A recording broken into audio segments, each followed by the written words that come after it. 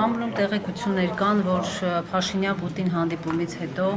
այսպես լուրջ խնդիրներ են ունենալու այն տնտեսվարողները, որոնք ինչ-որ ձևով ասոցացվում են իշխանությունների հետ, արդեն խոսում են, որ Պրոշյանի կոնյակի գործարանի կոնյակը այսպես լիցենզիան դադարեցվել է,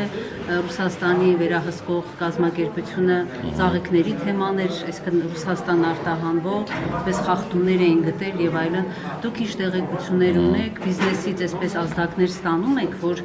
խնդիրներ են ունենալու, այսպես Ռուսաստան արտահանումների հետ կապված եւ այդ դեպքում ինչով կարող է տուժել Հայաստանը եկամուտների ֆինանսական առումով։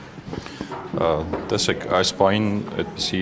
բողոքներ, որպես այդպիսին, որ ստացած լինենք, չունենք, այսինքն գիտենք այնքանով, ինչքանով որ դուք հնչեցեցիք, այսինքն այդ բաց մամուլի տեղեկություններով ինչ որ շրջանառվում է, բայց մի բան ուղղակի հիշեցնեմ, որ այն ինչի մասին որ խոսվում է, դա նոր երևույթ չի, այսինքն մենք պատմության ընթացքում պարբերաբար այդպիսի հարցեր ունենում ենք, նույնը օրինակ անցած տարի եթե կհիշեք, տարբեր ապրանքների հետ կապված որոշակի խնդիրներ էին եղել, եւ դա հատկապես լարսը անցնելուց լինում են հատկապես ֆիտոսանիտարիական հարցեր, օրինակ ինչ որ պահանջների պիտի բավարարեն կոնկրետ ապրանքներ, այդ պահանջները պարբերաբար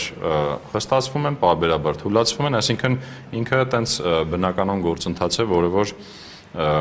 ունենում ենք եւ մեր հորդորը մեր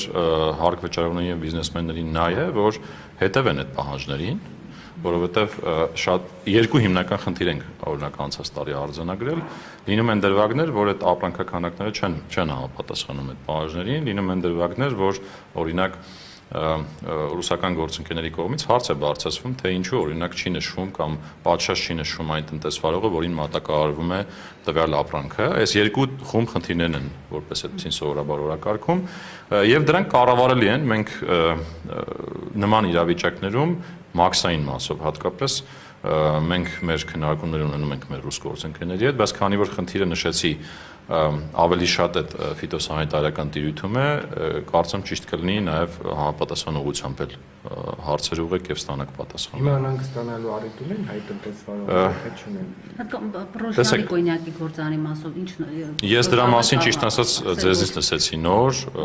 միգուցե այսօր առավոտից հանրաբեռնված եմերը չեմ լսել, մի հատ ինքս կուսումնասիրեմ, հասկանամ ինչի մասին է, ինչ լիցենզիայի դադարեցման մասին է խոսքը։